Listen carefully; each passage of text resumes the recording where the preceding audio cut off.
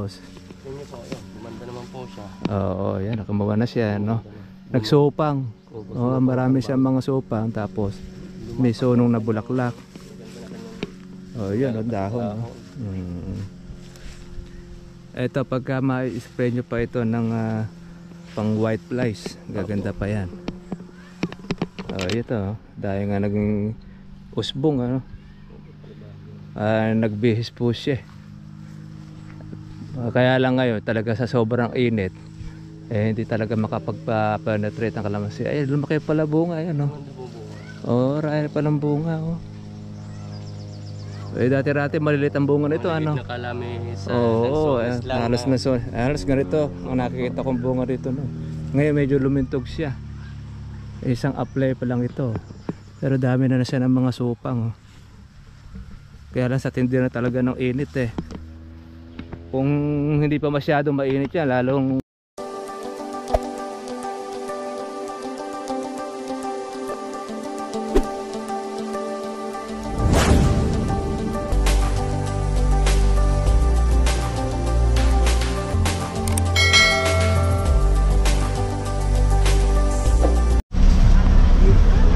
ngayon na, katribya, sitira po tayo sa San Juan, Batangas.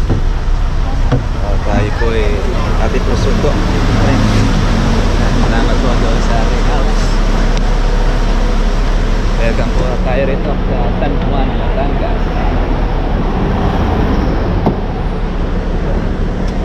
Kumusta na po, kuya? Sige po. Biyahe nyo, kumusta? Okay naman po. Mga ayos naman po yung ating pong biyahe.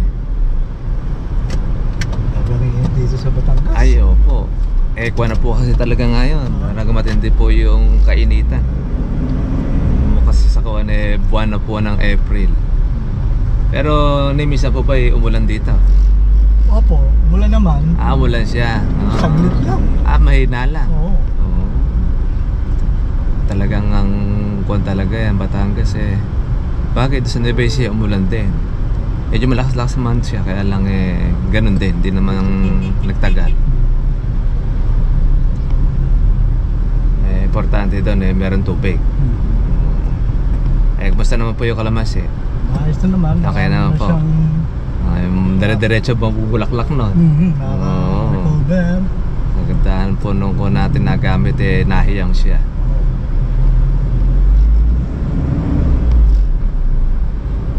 Yan, sa ating po mga katribya, dito na po tayo umlipot sa bayan ng San Juan. Dulo na ito, ano? Opo. Batangas. Ito na yung dulo po ng Batangas. Ito ay Quezon Quezon province na. Ayo. Nung nakaraan po galing po tayo rito. Tapos yun, tinignan po natin yung kalamansi na 10 years. 10 years na yun, kuya, no? 10 years pero hindi hindi maganda ang itsura ng kalamansi. Ngayon po ay makikita po natin muli yung na-applyan po natin siya na organic, tsaka po na natubigan at na magasakawan nila na okay po yung alaga. Kaya makikita po natin ang resulta noon po ang ating pataba po na ginagamit yung organic fertilizer. Maganda naman dito po sa lugar po ninyo. Wala pong ganong traffic. Wala.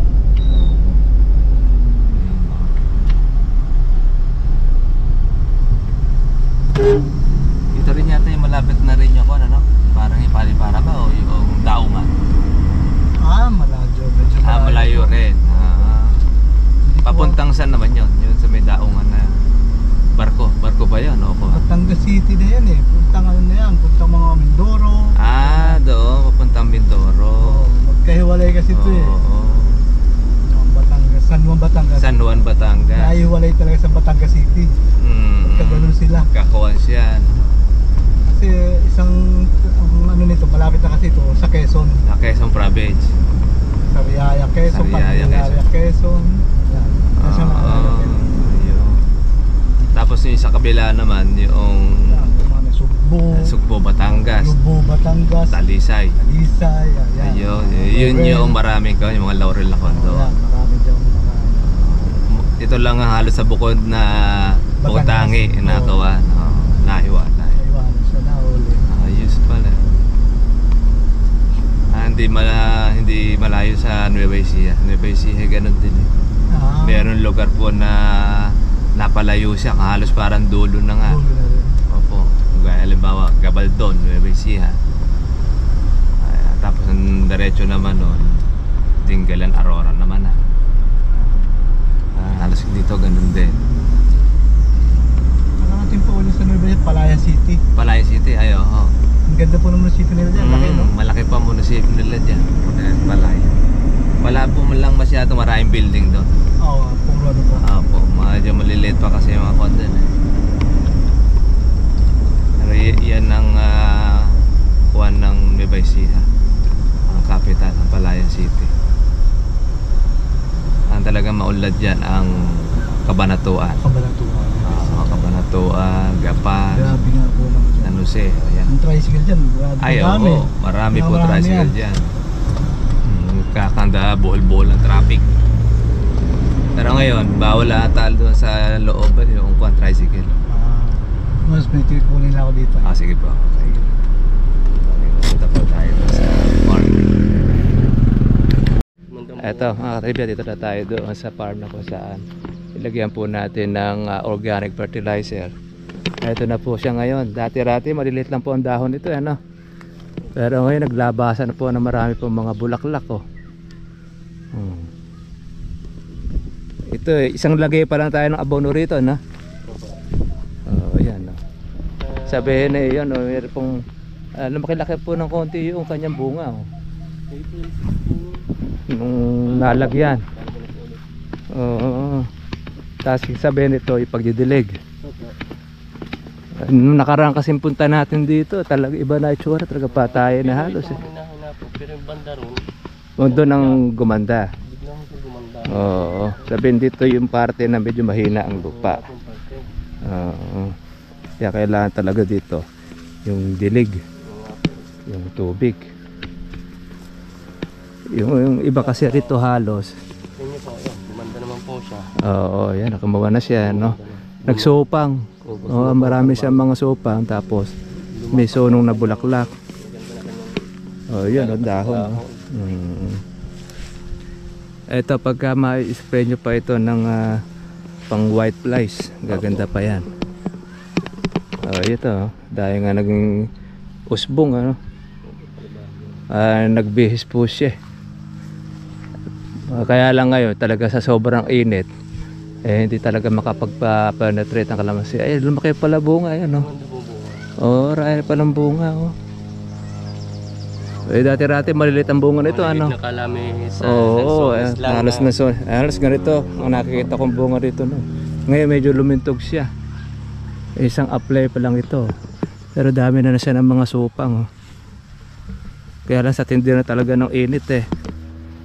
Kung hindi pa masyadong mainit yan, lalong lalaki ang bunga niya. O yan, oh. Nagdahon, oh.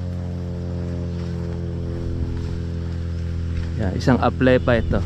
At continuous yung pag-a-apply. Katunayan na mataba yung abono natin. Tingnan nyo yung dahon ng damo, lumaki. Kasi doon makikita kung ang abono natin na epekto, kung maganda po yung kuwan sa ilalim. Noong nakaraan walang ganon nito eh, no? Nabuhay, pati damo nabuhay eh. Itong gawin na ito talagang halos mamatay at mabuhay, pero marami pa rin bunga, oh. Karoon ng improvement. Yung dati magiging kotsok, ngayon ayan, lumalaki na rin po yung kanya pong bunga. Tapos yung ibang malapit na pong patayin, naglalabas po ng mga sanga. Ito, magiging success. Yung ginagawa. Aba, ang dami palang buko, oh. Sabihin, namuti ito sa bulaklak. Opo. Kaya talaga pong pag inilawan po sa gabi, talagang nanginginan po ang bulaklak niya. Ako ng bulaklak niya. Kaya kailangan lang natin naalagaan natin sa spray. Dahil kasi yung pagkain buko natin, bakit marami namang matitira nito. Oo. At, kasi pagka lahat man yan ay magtutuloy, kawawa naman ako ang kalamansi. Sa tindi po ng init ano. Eto, ilang dakot ang nilagay niyo dyan? Dito po ang inilagay po namin ay dalawa po. Yung Dalawa. maliit pa lang, pero pagka po na yung medyo malaki na, pagdami po naman 2.5. Mga tatlo pagka malalaki na. Ito. Sa susunod mga tatlo na ilagay nyo natin dito. Yung mga mahihina po no gaya nito, dagdagan ninyo. Yung at least nababawasan yung pagganyang sakit na panunuyo. Talaga sa tindi na lang din ng init. Ito medyo gawan nyo lang to ng kanal. Hukayin ninyo para mabusog. Kasi yung ibabaw lang ang nababasa. Tsaga-tsagain lang ninyong hukahukayin yung iba. Para lalo nga sa tindi ng init, obligado talaga ako niya. Hina-hina ang katawan. Oo. Talagang bibigay din. Pero bumerde na siya. Nakaraan yellowish siya. Madami mga buko. Yun yan, ganyan na yan. Hindi na mapapag. Nung nalagyan ng pataba na bulaklak, namuti sa bulaklak. Pinabayan po namin ng bilog. Ayun, yan ako. Yan.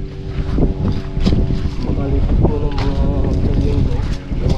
Ayun, naglabasan na yung mga bulaklak, ano. Kasama na pati yung mga sopa, mga dahon.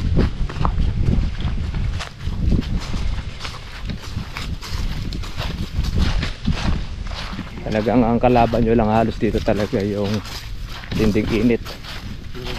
Saka yung tubig. Ilang araw bang pagitan sa patubig? Pagitan po, pagkakatulog po yung kainit po. Hanggang tataas po, mga 2 araw po nagawa po. 2 araw, sarap babalik ulit sa Babalik po ulit. umpisa. Oo, nagregado kasi yung kuha nito Ayan, nagsupang dito.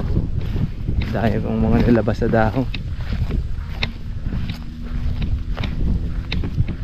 Ayan, nagbihis po ito mga katribya. Ayan. Dati-rati kawan yan. Oo, halos walang dahon. Ngayon nag-produce siya ngayon ng dahon kasama bulo. Ganon. May 1 ton ng nagbitan dito. Dito, ano? Plano mo nga, Kaya di sa kalamansi na yan, ngayon tagaro yan, talagang puspusan ng init. Medyo nakabawi-bawi siya. Pero buko naman po siya ang marami dyan. Oo. Kuha kasi ito, ang kuha natin, medyo mahirap tayo sa tubig. Pero pagka nasusupplyan po ng tubig to, tsaka ng spray, kailangan ito alagaan natin sa spray siya. Sa linggo kami Mag-spray siya.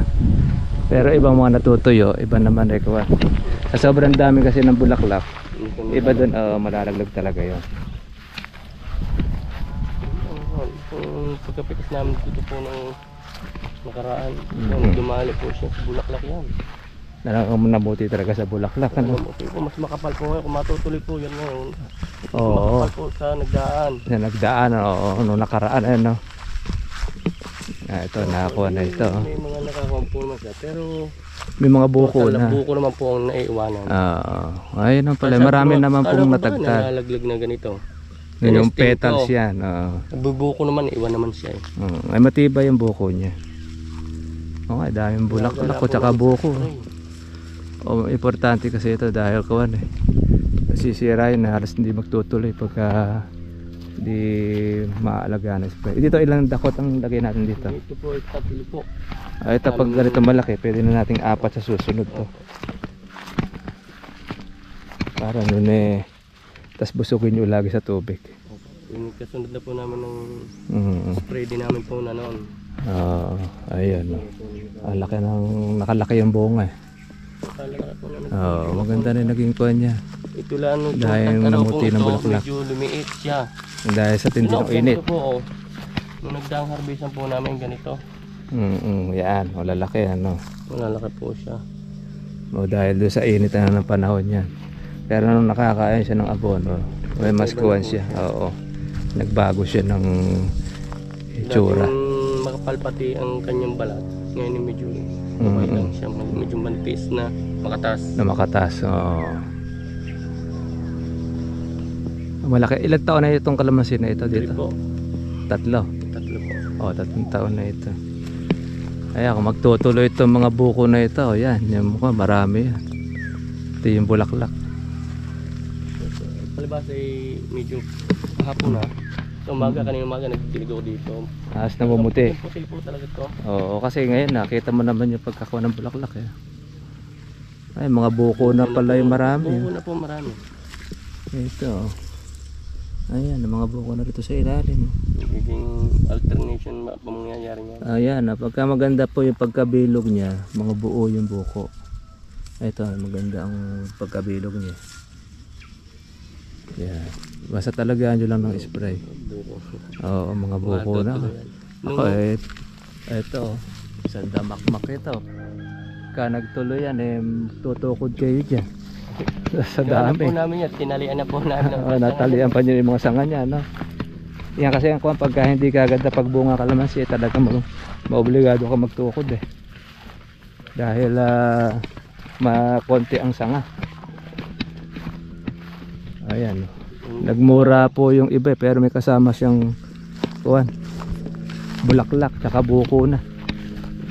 Ayan, no? Ako lalong hahataw yan.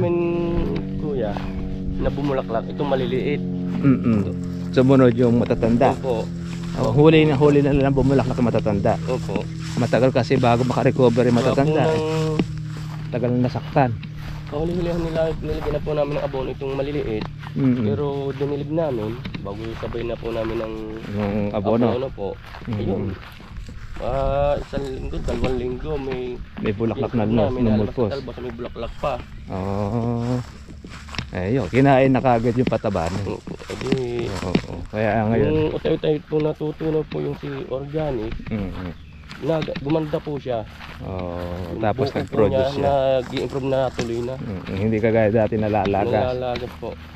Kasi dapat nun nasa ilalim na yung mga buhok maliliit na yun. Sabi, kumapit po yung kanyang kuwan, bunga. Di lang ngayon, pagka nag-continuous pa yan, re-recover pa yung kuwan na yun, kalamansi. Kasi matanda na, tsaka kuwan matagal nang hindi nakatikim ng abono. Tsaka sa una pa, sa init na rin ang panahon. Ay, gaya nito, bata pa ito. Yun, naglabasan na maraming bulaklak. Tsaka buko.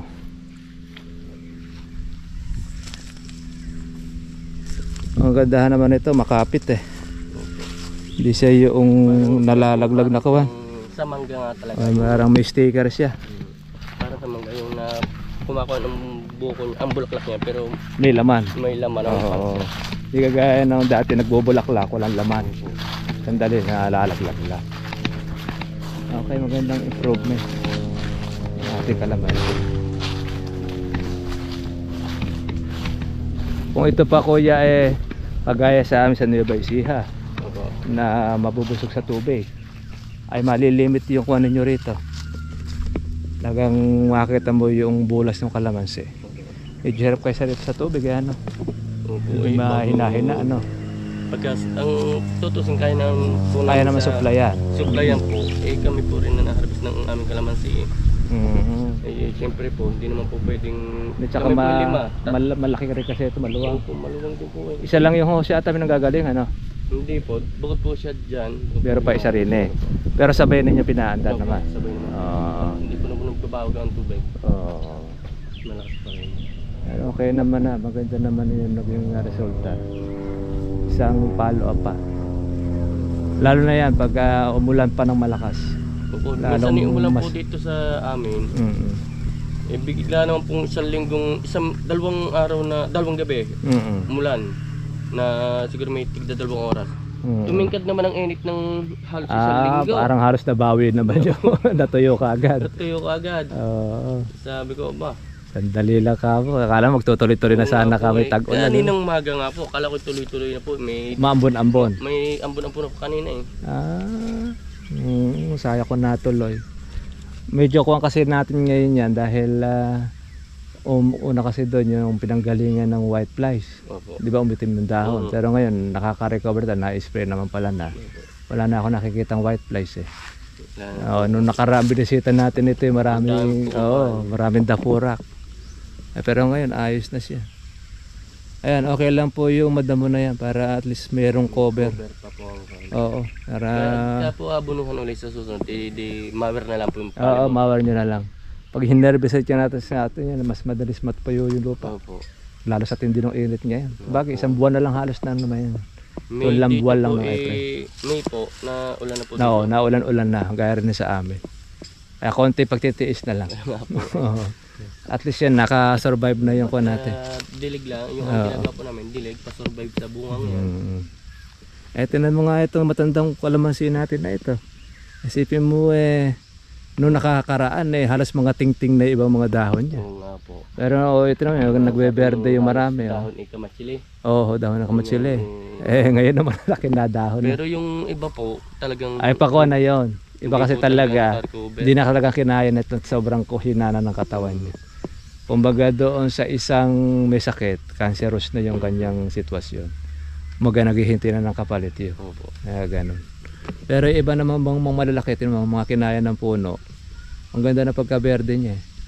Maganda po. Saka meron siyang sunong na bulaklak. Mukha na lang po talaga na ito yung dinaanan natin yan. Yan lang talaga po kita kong Doon lang. na. Pero yung banda ron po. Maganda. Maganda pagkalalapat po ng dahon. Ah. Nakala mo po ang dahon yan. Parang ganitong Dahil po bata. ganyan din bata. Ay, sabihin, nandito sa gawin ito, medyo mahina ang lupa. Mahina po klase. Tinan mo nga, ano. Pero Mataas kung... pong lugar yan eh. Yun. Kaya kumbaga sa kawan, doon sa mababa, nandun yung matabang lupa. Laas po yun. Kung hindi pa natin nalagyan ng abono yan, patay na siguro yan ko na yan. Ano? At saka hindi, lumaki yung bunga. Nung nakaraan nakita ko holin Hindi kung habang minamamatay pagkakuan, lagyan nila ng panibago. Oo, lagyan na lang.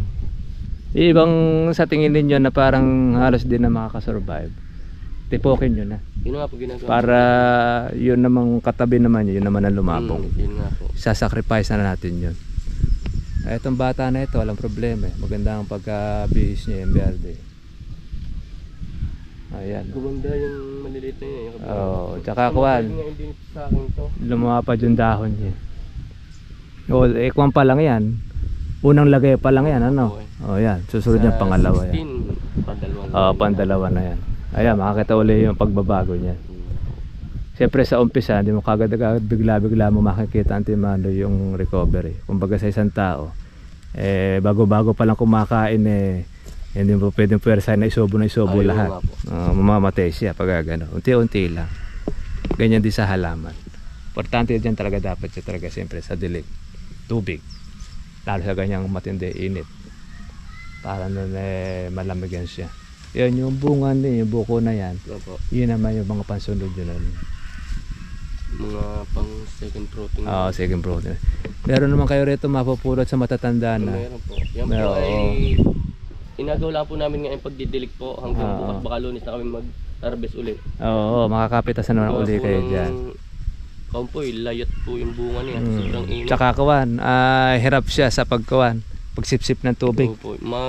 Halos yung red bag na nilalagay namin 10 kilos, halos puno na magaan pa. Magaan pa kasi kumukusikusi sa tubig.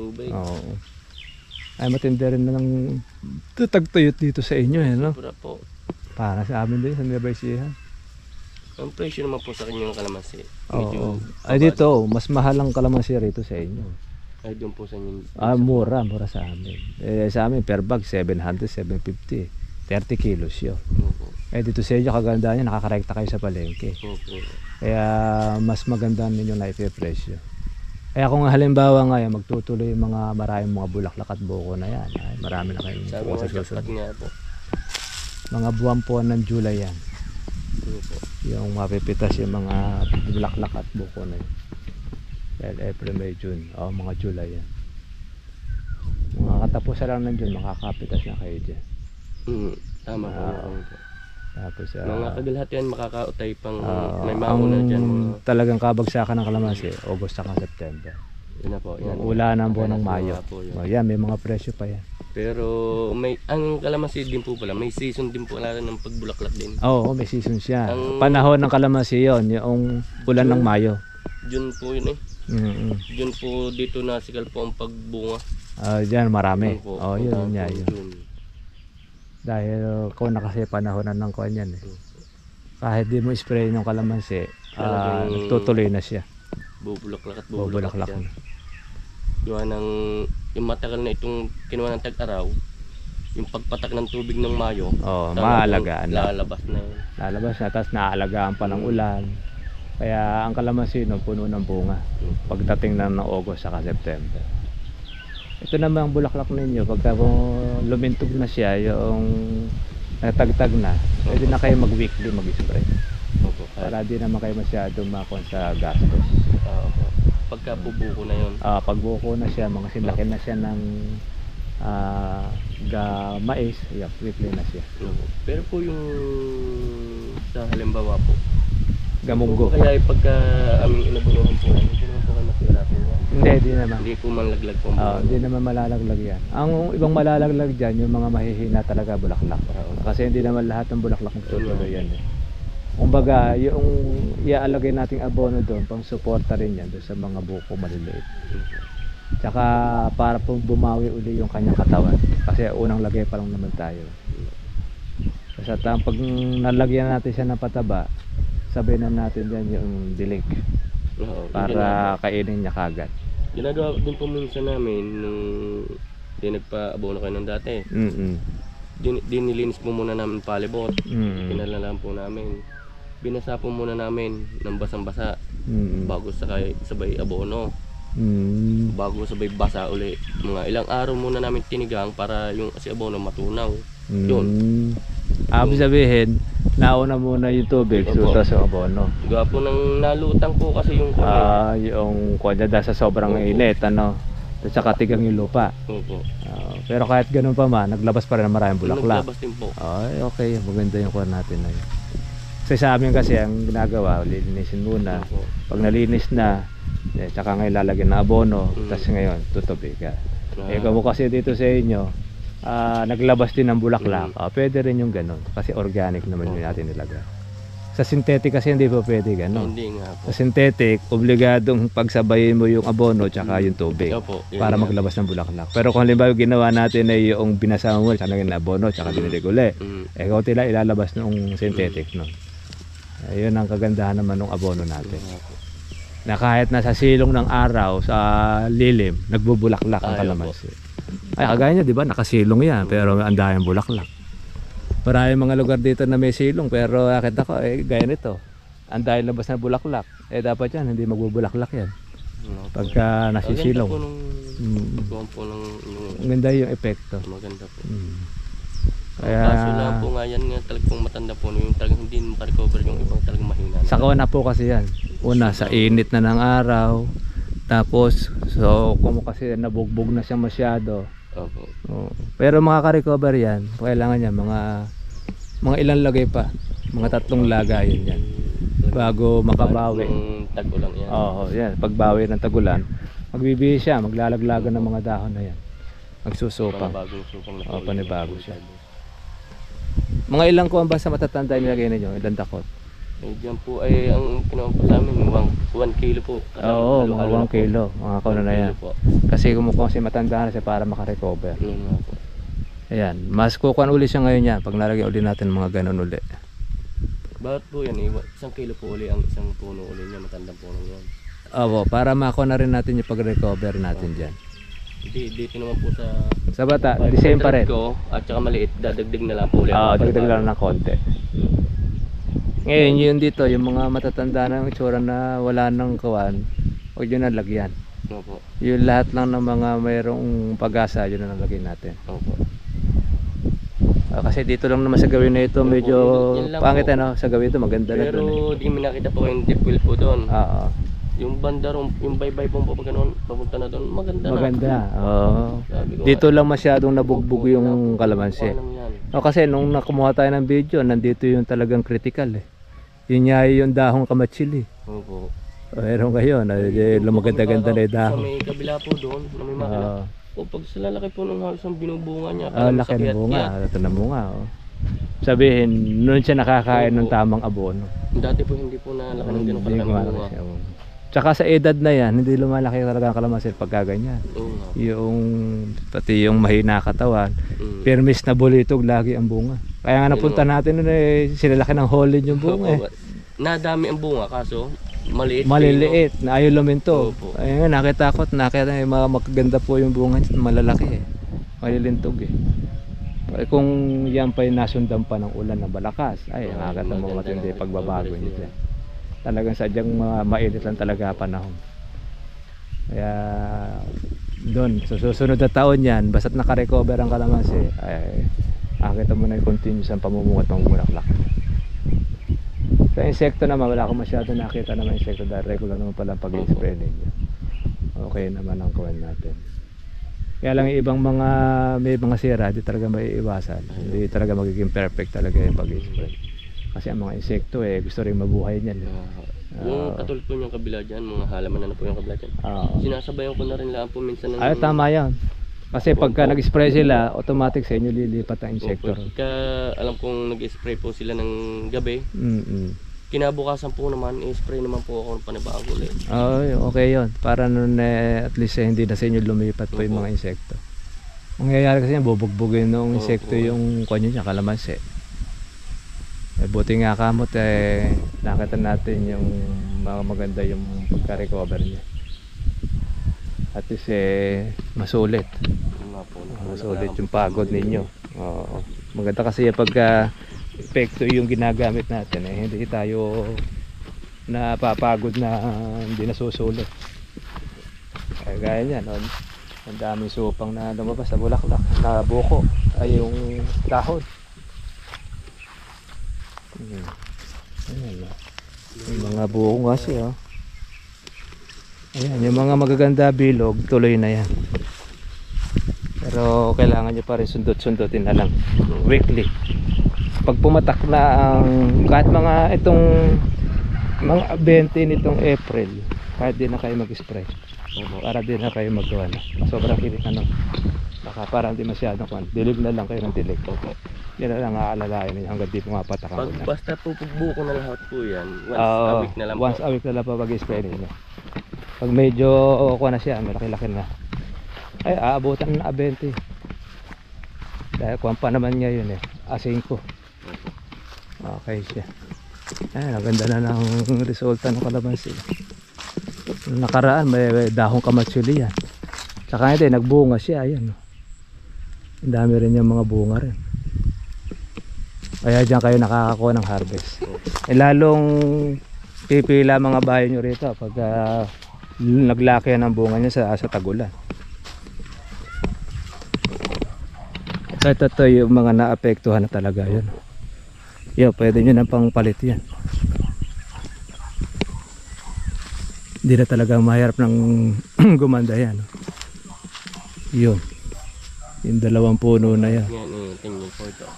Kahit siya nasa lilom, tingnan nyo na lang. Ayan, nasa lilim pinaglabas ang bulaklak Ay, tinan mo nga dati-rati pagka talaga sa ganito hindi naglalabas ang bulaklak. Wala, lalambor lang siya. Ayan anong dami, hanggang sa kilikili dahil bulaklak talagang mahina lang talaga yung katawan niya pero kahit sa ganyan tindi ng bulaklak niya.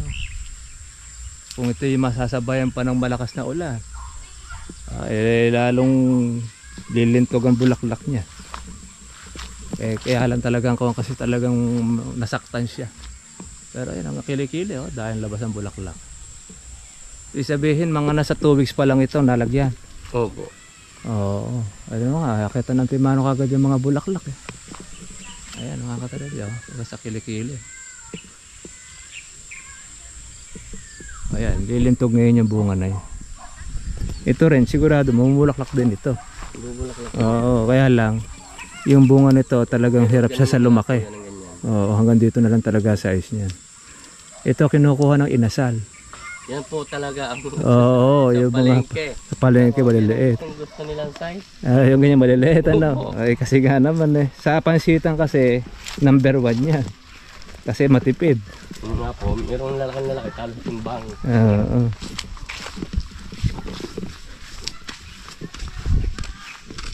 Kung magagawa nyo sana rito yung paagos Kaya lang medyo mahina lang tubig ninyo. Ang lupa po naman dito sa amin po dito, buha-buhangin po. Buha-buhangin siya. Kaya po, lagyan po namin ng kanal, hindi po siya agos talaga ng... Hindi siya umaagos kagaya nun sa amin. Hindi po. Kaya obligado talagang puno-puno. Ano po. Di ba? Basta't madidiligan. Makakakuha na yun, makakabawi na sa kuha niya, sa ulanan. At least na meron na nabuhay na yung loob nitong pilian. Ito yung ang lakas naman na itubig ano. May yung submersible ba ito? Yung submersible.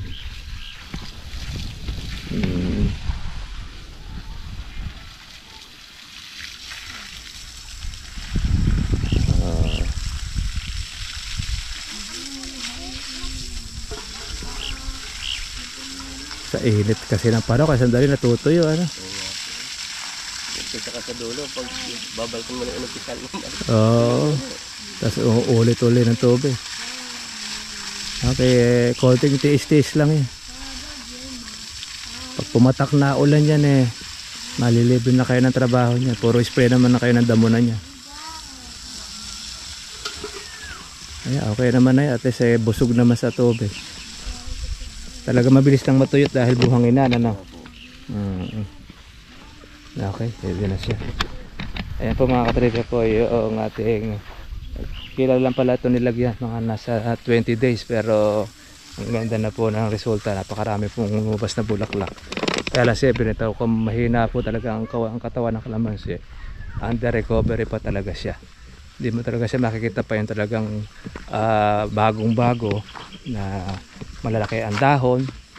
Kaya kailangan pa natin ng another na kuwan pa. Isa pang apply hanggang continuous. Kasi yung abono natin habang tinutubigan yan, kain ng kain siya.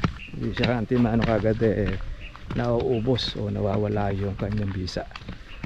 Pagaya doon sa synthetic, isang lagay mo lang ng abono, tinubigan mo, pag hindi pa nakain ng kalamansi mo, wala nang makikita. Hindi kagaya sa synthetic o sa organic continuous. Ang ganda naman po yung resulta. Yun po mismo naman po yung mga tao na nagsasabi na nagbago yung kanilang kalamansi. Tsaka yung bulaklak, yung buko hindi nalalagas, hindi na lalaglag kagaya dati. Okay naman siya. Okay po. Maganda niya pagka napapasyalan natin po yung sampa, napapalo po natin kung ano po isa pa na maging problema po ng farm po nila. Talagang ang tubig ito ang number one na isa po doon sa nakikita natin na problem. Pero nasusupply naman siya, di lang ganun sa busog na tubig.